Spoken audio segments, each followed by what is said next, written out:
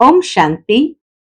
आज 3 अप्रैल 2023 के बाबा के अनमोल मधुर महावाक्य सुनेंगे। आज की मुरली में गीत बजा है, नयनहीन को राह दिखाओ प्रभु जी। तो बाबा की मुरली भी उसी के आधार पर है। बाबा कहे इस समय सारी दुनिया नयनहीन है, तो बाबा आए हैं इस अविनाशी भारत भूमि पर, जो बाप की बर्थ प्लेस है, और आकर के सभी के दिव्य चक्षु खोल देते हैं, तीसरा नेत्र खोल देते हैं।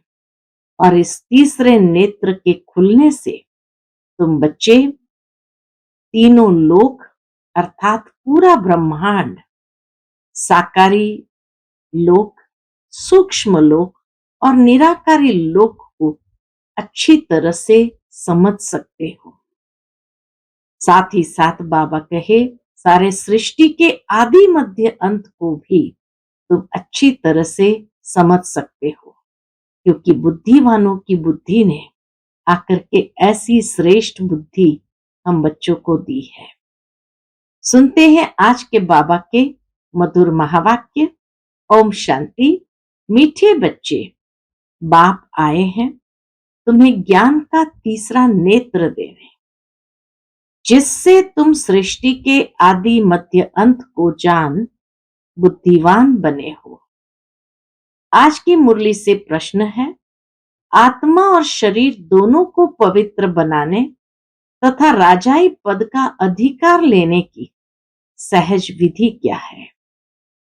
उत्तर है, तुम्हारे पास देह सहित जो भी पुराना कखपन है उसे एक्सचेंज करो, बाप के हवाले कर दो, पूरा बलि चढ़ो, बाप को ट्रस्टी बनाओ, श्रीमत पर चलते रहो तो आत्मा और शरीर दोनों पवित्र बन जाएंगे, राजाई पद प्राप्त हो जाएगा। जनक भी बलि चढ़ा तो उनको जीवन मुक्ति मिली। तुम बच्चे भी बाप को वारिस बनाओ तो 21 जन्म का अधिकार मिल जाएगा। आज की मुरली से पहले गीत बजा है, नयनहीन को राह दिखाओ प्रभु। ओम शांति। बच्चों ने गीत सुना। यह भक्त भगवान को पुकारते हैं। भगवान को पूरा न जानने के कारण मनुष्य कितना दुखी है, कितना माथा मारते हैं भक्ति मार्ग में। सिर्फ इस जन्म की बात नहीं, जब से भक्ति मार्ग शुरू हुआ है तब से धक्के खाते रहते हैं। भारत में ही पूज्य देवी देवताओं का राज्य था, जिसको स्वर्ग सचखंड कहा जाता था।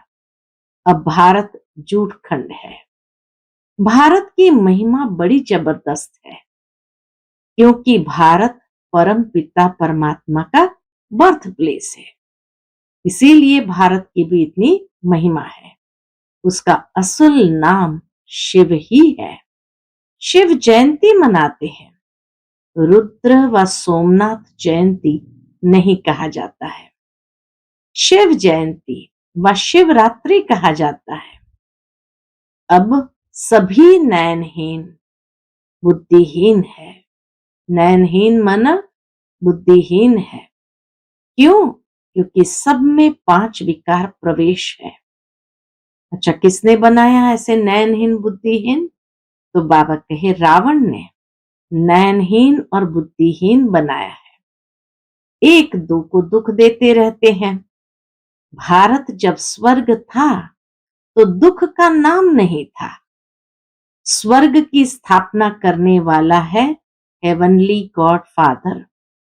अभी सब भक्तों का भगवान तो जरूर एक होना चाहिए ना। सभी नयनहीन है, अर्थात ज्ञान के चक्षु व डिवाइन इंसाइट नहीं है। नयनहीन माना ज्ञान के चक्षु व डिवाइन इंसाइट नहीं है। भगवान वाच, मैं तुमको राजयोग सिखाता हूं। श्रीमद् भगवत गीता है मुख्य।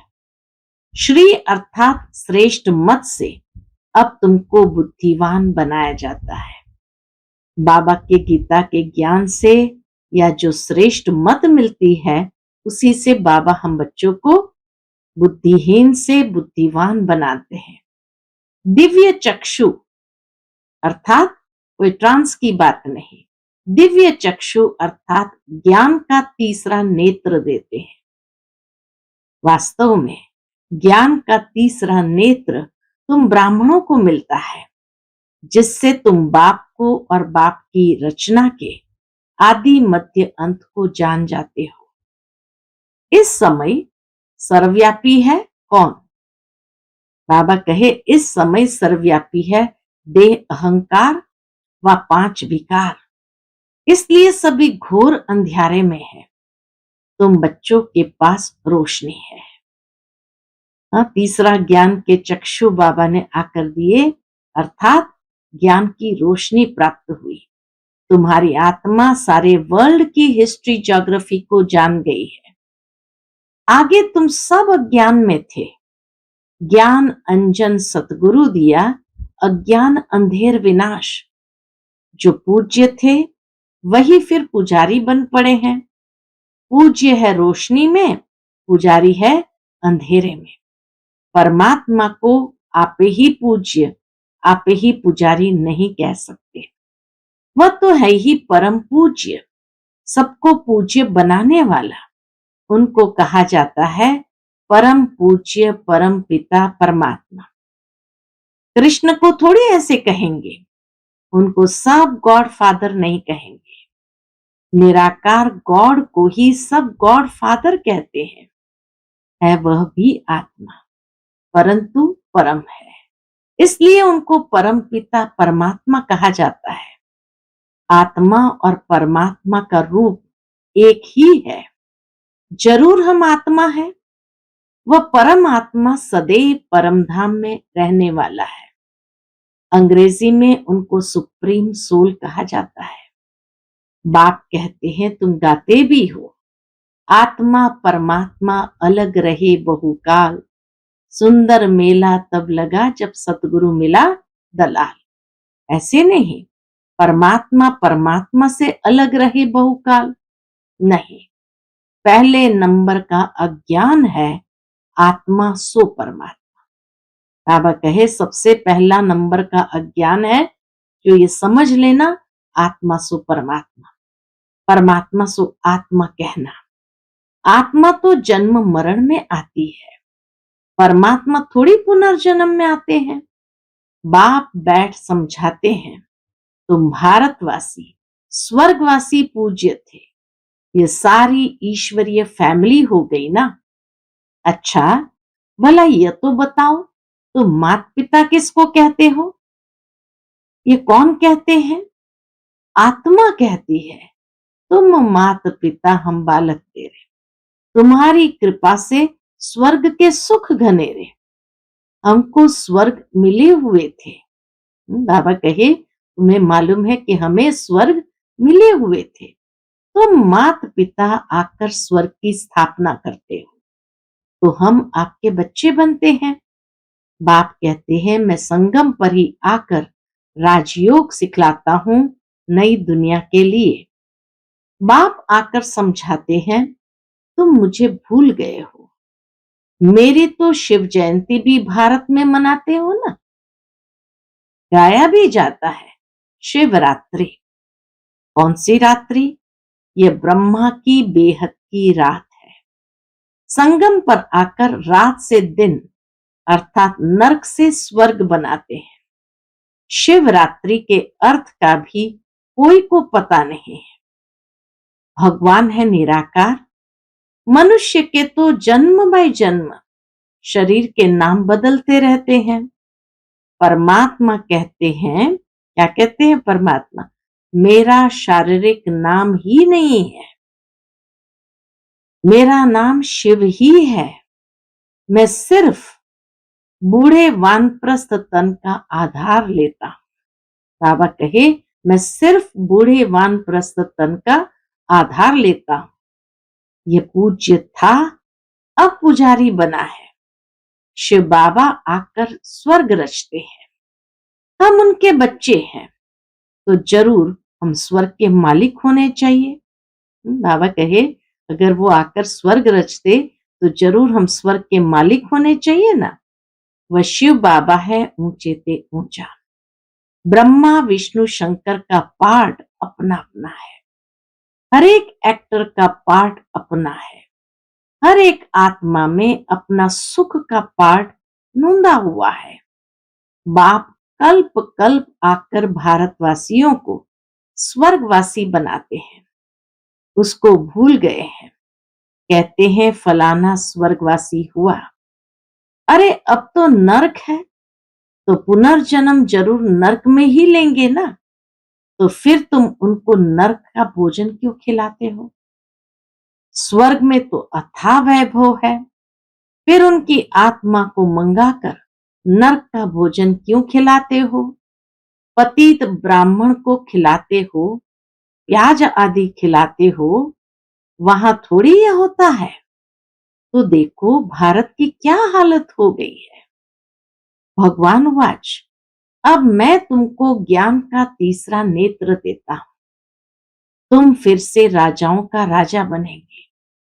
देवी देवताएं 84 जन्म भोग पूज्य से पुजारी बन गए हैं।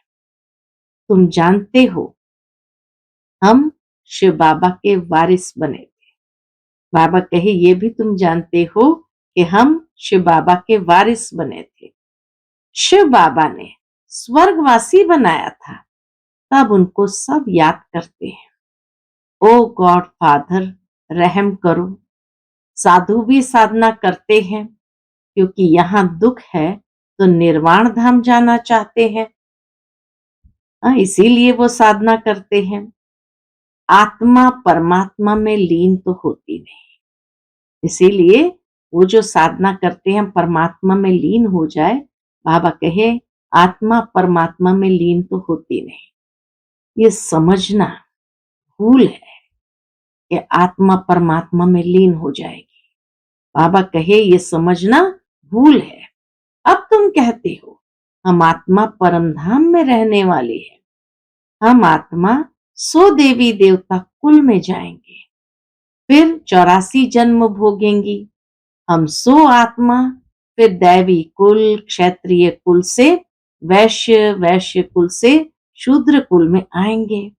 शिव बाबा जन्म मरण में नहीं आते, सिर्फ आकर भारत को स्वर्ग बनाते हैं। गाया भी जाता है सतयुग में सूर्यवंशी श्री लक्ष्मी नारायण की डिनाइस्टी थी। जैसे क्रिश्चियन घराने में Edward the first, Edward the second, third चलता है, वैसे ही वहां भी Lakshmi Narayan the first, Lakshmi Narayan the second, third, ऐसे 8 डिनाइस्टी चलती है। अभी तो ब्राह्मणों का तीसरा नेत्र खुला है।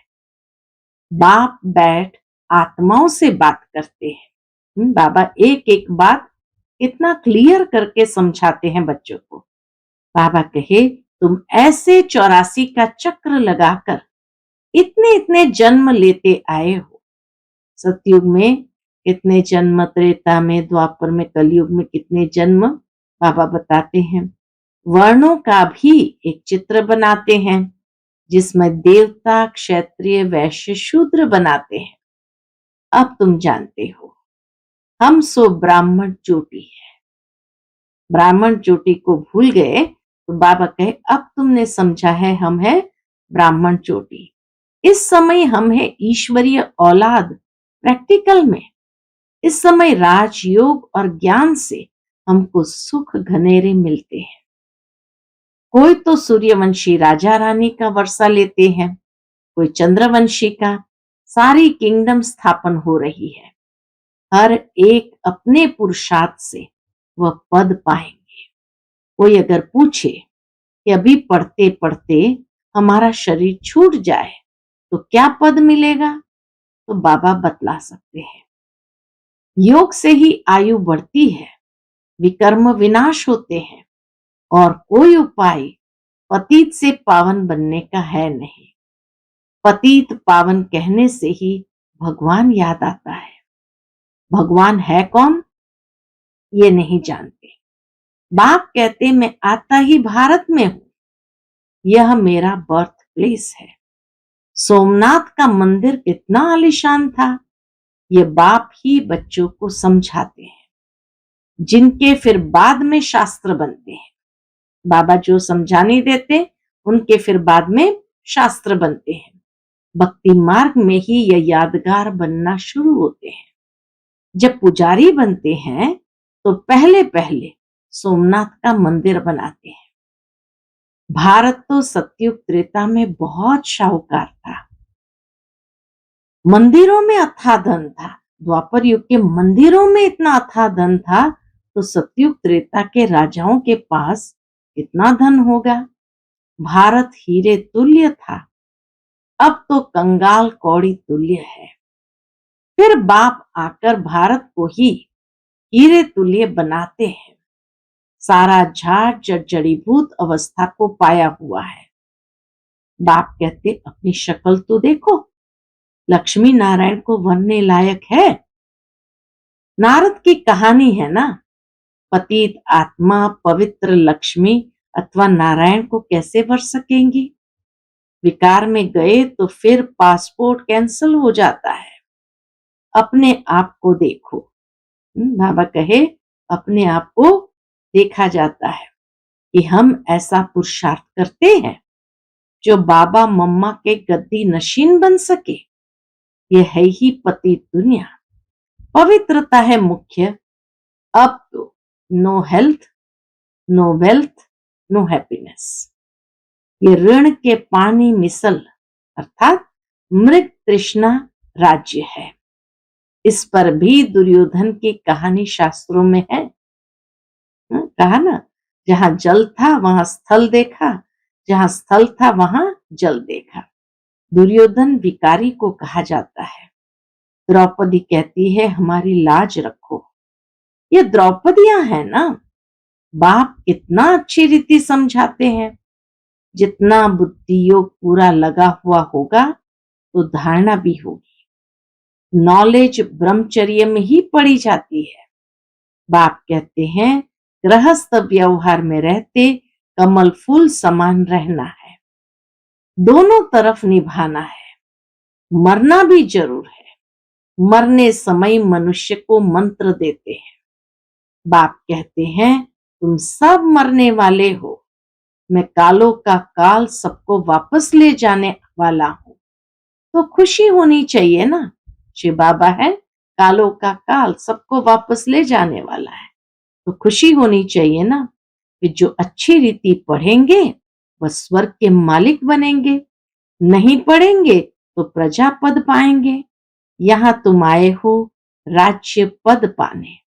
ये पढ़ाई है, इसमें अंधश्रद्धा की बात नहीं। ये पढ़ाई है राजाई के लिए। जैसे उस पढ़ाई की एम ऑब्जेक्ट है, बैरिस्टर बनेगा तो योग जरूर पढ़ाने वाले टीचर से रखना पड़े। यहां तुमको भगवान पढ़ाते हैं तो उनसे योग लगाना है। बाप कहते हैं मैं परमधाम बहुत दूर दूर से आता हूं। परमधाम कितना ऊंच है, सूक्ष्म वतन से भी ऊंच है। वहां से आने में मुझे 1 सेकंड लगता है। उनसे तीखा और कुछ हो नहीं सकता। बाबा जैसा तीखा रॉकेट और कोई हो नहीं सकता। सेकंड में जीवन मुक्ति देता हूं। जनक का मिसाल है ना। अभी तो नर्क पुरानी दुनिया है, नई दुनिया स्वर्ग को कहा जाता है। बाप नर्क का विनाश कराए, स्वर्ग की स्थापना कराते हैं। बाकी उनको सर्वव्यापी कहने से क्या मिलेगा। बाबा तो आते हैं नर्क का विनाश स्वर्ग की स्थापना कराने, बाकी उनको सर्वव्यापी कहने से क्या मिलेगा, कुछ भी नहीं। बाप तो आकर स्वर्ग का मालिक बनाते हैं, बाकी सभी आत्माएं शांति धाम चली जाएंगी। आत्मा अमर है, उसका पार्ट भी अमर मिला हुआ है। आत्मा अमर है तो उसको पार्ट भी कैसा मिला है, अमर मिला हुआ है। फिर आत्मा छोटी बड़ी कैसे हो सकती। आत्मा है ही स्टार, बड़ी छोटी हो न सके। अब तुम हो कौन? बाबा कहे, अब तुम हो गॉड फादरली स्टूडेंट्स।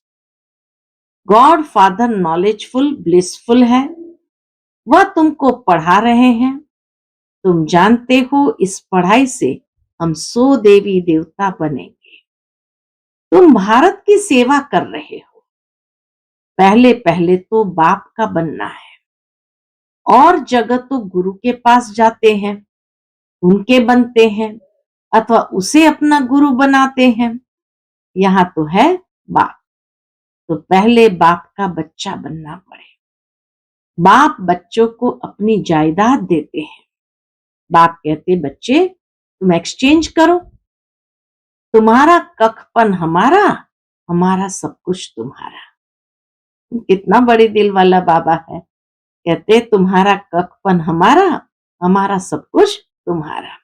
देह सहित जो कुछ है वह सब कुछ मेरे को दो।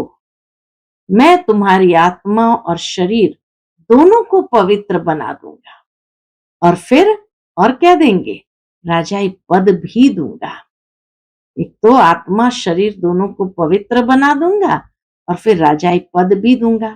तुम्हारे पास जो कुछ है वह बलि चढ़ो, मुझे ट्रस्टी बनाओ, मेरी श्रीमत पर चलो। जनक राज्य भाग्य सहित बलि चढ़ा तो उनको जीवन मुक्ति मिली। बाबा ये सभी कुछ आपका। ब्रह्मा बाबा ने कहा, बाबा ये सभी कुछ आपका है।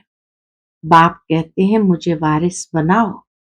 मैं 21 जन्म तुमको वारिस बनाता हूं, सिर्फ मेरी मत पर चलो। बलधंधा करो, विलायत जाओ, कुछ भी करो, सिर्फ मेरी मत पर चलो। खबरदार रहना है, माया घड़ी घड़ी पछाड़ेगी। विकर्म कोई नहीं करना है, कदम कदम श्रीमत पर चलना है तो तुम श्रेष्ठ बनेंगे। बाप तो दाता है, सिर्फ तुमको ट्रस्टी बनाते हैं।